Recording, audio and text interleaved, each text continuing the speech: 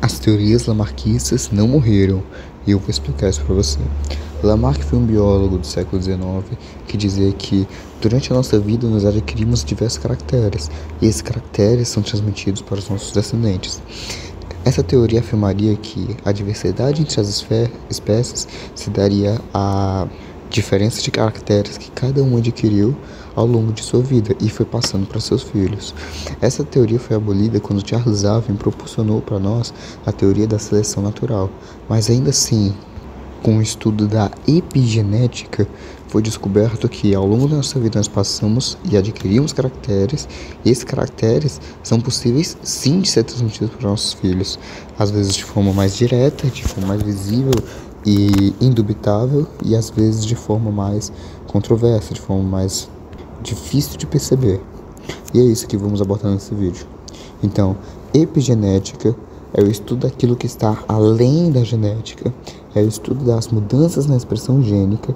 Expressão essa que varia mesmo que não haja variação de DNA, ou seja, o mesmo DNA pode se manifestar diferentemente dependendo da pressão ambiental.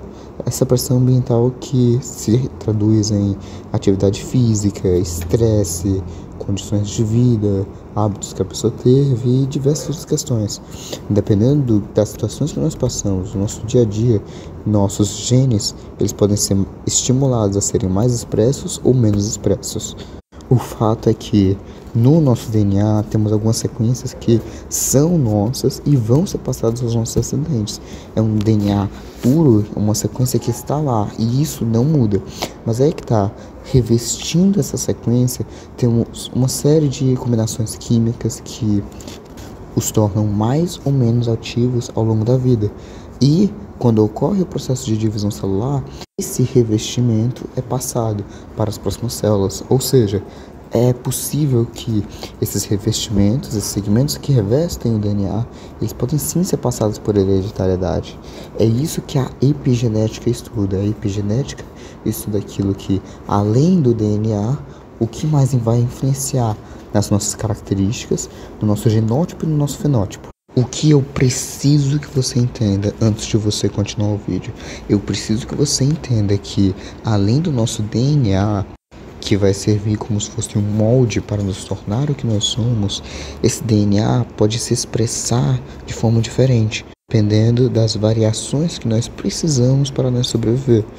Algumas pessoas ao longo da vida desenvolvem um corpo muito mais atlético, outras pessoas não, passam um tempo muito pacato. E, mesmo tendo os genes que fariam elas fortes, não expressam esses genes porque não estimula essa expressão. Então, para que o corpo vai gastar energia expressando um gene que não precisa? Entendeu? Então, os genes que nós expressamos definem sim quem nós somos e muitas vezes nós precisamos estimular esses genes que apareçam. Como é que esses processos ocorram? É isso que eu vou explicar agora.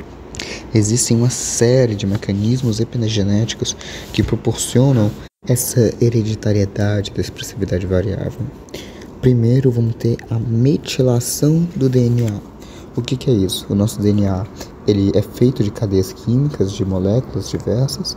Quando um dos nossos genes ele é adicionado uma função metil da química, a metila vai impedir a transcrição desse gene, causando um gene silenciado, um gene silencioso, algum gene que pode não se manifestar. Alguns genes eles precisam ser naturalmente metilados para o desenvolvimento saudável. Nem todo gene eu vou querer que se manifeste no meu paciente. A síndrome de Sever-Russell, por exemplo, ela acontece quando a não metilação do braço curto do cromossomo 11 ocorre. Mas nós vamos chegar nas correlações clínicas no final do vídeo. Antes, eu preciso que você entenda os conceitos. Primeiro, a metilação, que é simplesmente nada mais do que adicionar um grupo metila a um gene, o que vai impedir com que ele seja transcrito, o que vai impedir com que ele produza uma proteína, e como consequência disso a gente vai ter alteração de algum fenótipo, seja qual for. O outro é a modificação das estonas. As estonas são proteínas na qual o DNA se enrola para formar uma cromatina, que é uma forma mais condensada de DNA. A acetilação de estonas ativa a transcrição dos genes, pois são as estonas que podem desenrolar a cromatina, facilitando com que ela seja manipulada e transcrita e lida. As histonas H3 e K4 são famosas porque, se ocorrer metilação dessas duas, se essas duas forem inativadas, ou podem ocorrer diversas correlações clínicas associadas com distúrbios neurais, esquizofrenia e problemas associados com a dependência de substâncias químicas.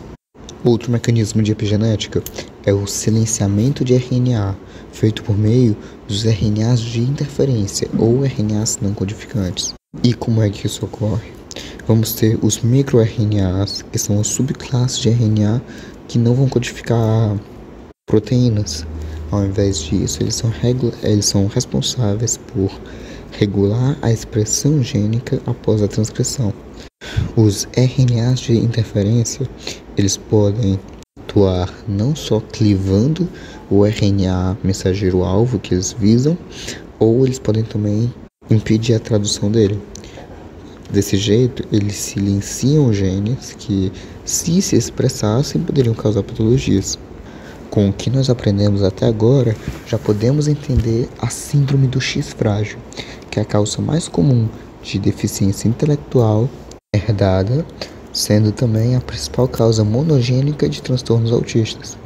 Ela é uma doença mais comum em homens, causada pelo gene FMR1, localizado no cromossomo X, especificamente na região 5-UTR. É uma doença causada pela expansão de nucleotídeos nessa área, quando a metilação do DNA silencia o FMR1, que sintetiza a proteína FMRP, que é importantíssima para a regulação da função neural. Em pacientes com a síndrome do X frágil, a transcrição de genes ocorre sem a inibição do FMRP. É um gene que não vai se metilar e vai ter uma proteína sendo produzida em excesso. Esse excesso pode causar toxicidade do meio neurológico e lesões neuronais.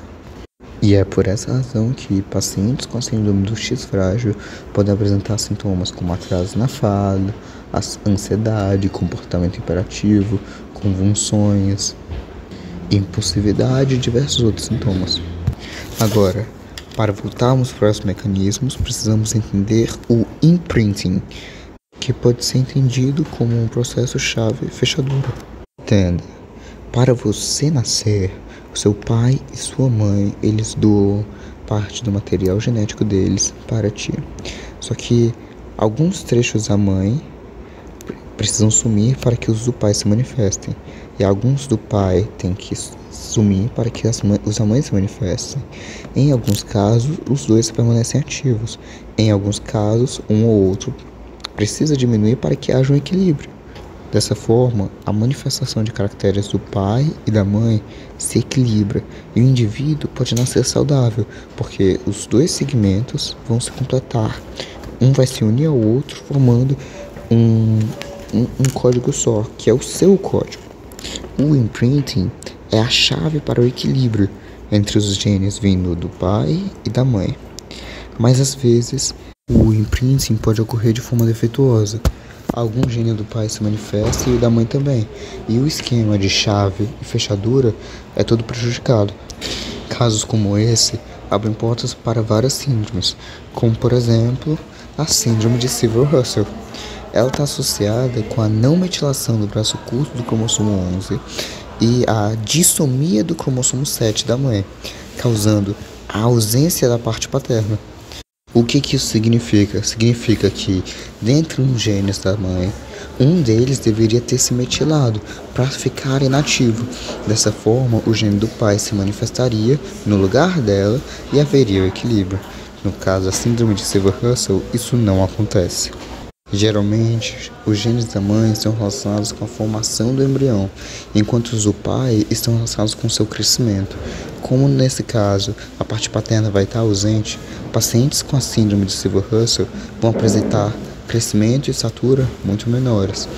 Eles vão ter uma aparência de macrocefalia, quando na verdade o perímetro cefálico deles está normal, mas todo o resto do corpo não cresce da mesma forma proporcional. Uma característica marcante dessa síndrome é que, nesse caso, o crescimento do paciente vai estar atrasado desde antes do nascimento, ou seja, no útero o paciente já vai ter um tamanho menor, vai ocorrer o parto, ele vai permanecer pequeno e após os 2 anos de idade, quando é esperado que ele comece a crescer com mais rapidez, ganhar estatura com mais velocidade, isso não acontece. Geralmente é aí que o diagnóstico ele é realizado pelo médico geneticista. Outro caso é a síndrome de Prader-Willi.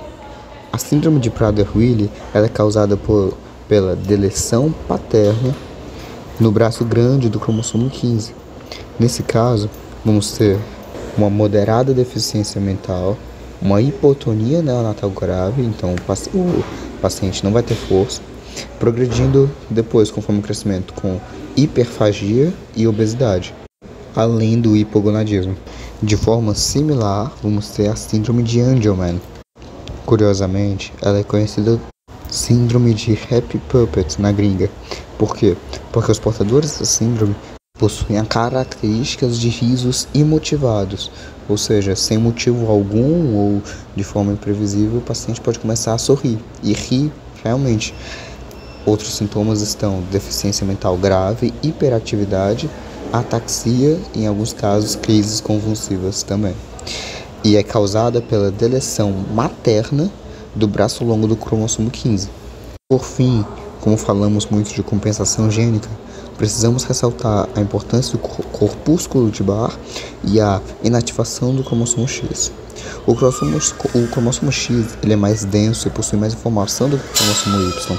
Os homens eles têm o cromossomo X e o cromossomo Y. Como as mulheres possuem 2 cromossomos X, elas normalmente poderiam ter mais informação do que os homens em seus genes. Isso poderia causar um desbalanceamento, isso poderia ser bem prejudicial. Por isso que 85% de um dos cromossomos X das mulheres, ele é inativo. Esse cromossomo inativo é o que nós chamamos de corpúsculo de Barr. Aí você me pergunta, por que não 100% do cromossomo do corpúsculo de Barr é inativo? Aí é que tá. Se a mulher tivesse só um cromossomo X, ela teria menos carga genética do que o homem. De fato, é sobre isso que trata a síndrome de Turner.